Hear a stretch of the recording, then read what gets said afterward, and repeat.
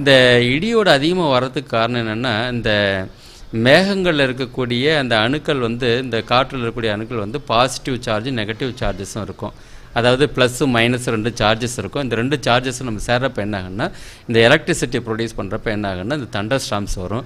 சில நேரில் இந்த காற்றோட இருக்கக்கூடிய அந்த நீரோடைய வெப்பம் வந்து வேகமாக சேஞ்ச் ஆகும். அதாவது கீழே வந்து அந்த தண்ணி வந்து மேலே போகிறப்ப என்ன ஆகுன்னா, மேலே வந்து கூலாக இருக்கும், கீழே வந்து டெம்பரேச்சர் அதிகமாக இருக்கும். மேலே கூலாக போகிறப்ப என்ன ஆகுன்னா, அது ஃப்ரீஸ் பண்ண பார்க்குறப்ப என்ன ஆகுன்னா, இந்த சவுண்டு அதிகமாக இருக்கும், இடி சத்தம் அதிகமாக வரும்.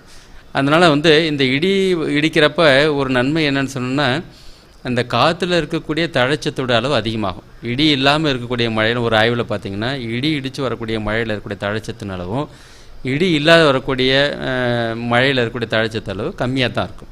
இடி இடிக்கிறதுல சில இதெல்லாம் உண்டு. ஆனால் இந்த மின்னல் வர்றப்போ இருக்கக்கூடிய வெப்பநிலையை பார்த்தீங்கன்னா கிட்டத்தட்ட 30,000 டிகிரி சென்டிகிரேடு வரைக்கும் வரும். ஒரு ஆபத்தான விஷயந்தான். பட் இந்த மழையை பொறுத்த வரைக்கும் வந்து பார்த்திங்கன்னா, காற்று இல்லாமல் நல்லா நின்று பெய்யக்கூடிய மழையை பார்த்தீங்கன்னா இன்டென்சிட்டி அதிகமாக இருக்கும்.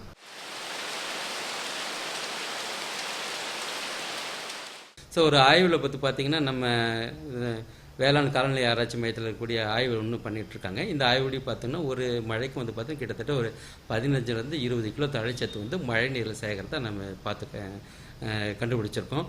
அது மட்டும் இல்லாமல் வெவ்வேறு நாடுகளில் அந்த இயல்பை பொறுத்தவரை, அந்த மழையை பொறுத்தவரை, அந்த பகுதியில் இருக்கக்கூடிய தண்ணீரின் குவாலிட்டியை பொறுத்து பார்த்திங்கன்னா, சில இடங்களில் வந்து 53 கிலோவும் ஒரு ஹெக்டரில் ஒரு வருஷத்தில் தழைச்சத்து வந்து சேமிக்கிற அளவுக்கு இருக்குது. அதனால தான் ஒரு மழை பெஞ்ச பிறகு பார்த்திங்கன்னா ஒரு 3 நாள் 4 நாள் கழித்து பார்க்குறோம், பயிரில் வந்து ரொம்ப செழிப்பாக பசுமையாக இருக்கும். இதை மாதிரி மழை அதிகமாக பெய்கிறப்ப என்ன ஆகுன்னா, இந்த வளமான மண்ணும் அடிச்சிட்டு போயிடுது. இந்த வளமான மண் வந்து பார்த்திங்கன்னா, ஒவ்வொரு நிலத்தில் மேலே இருக்கக்கூடிய முதல் 15 சென்டிமீட்டர் மண் தான் வந்து வளமான மண், அதாவது அரடி மண்.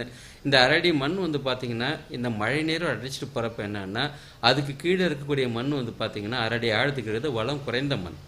எனவே இந்த வந்து பார்த்தீங்கன்னா வளமான மண் அடிச்சுட்டு போயிடுச்சுன்னா வளம் குறைந்த மண் மேலே வரும்.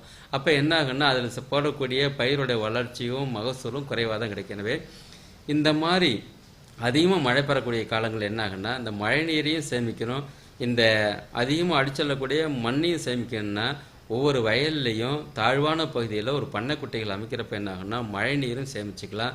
அடித்து செல்லக்கூடிய மண்ணும் வந்து அதில் சேர்ந்துருத்தால திரும்ப வந்து மழை நீர் வற்றின பிறகு அந்த மண்ணை எடுத்து திரும்பவும் வயலுக்கே நம்ம போட்டுக்கலாம். மறுசுழற்சி முறையில் தண்ணீரையும் சுழற்சி பண்ணிக்கலாம், மண்ணையும் சுழற்சி பண்ணினா வளமான மண் நம்ம வயலை விட்டு வெளியில் போகாது.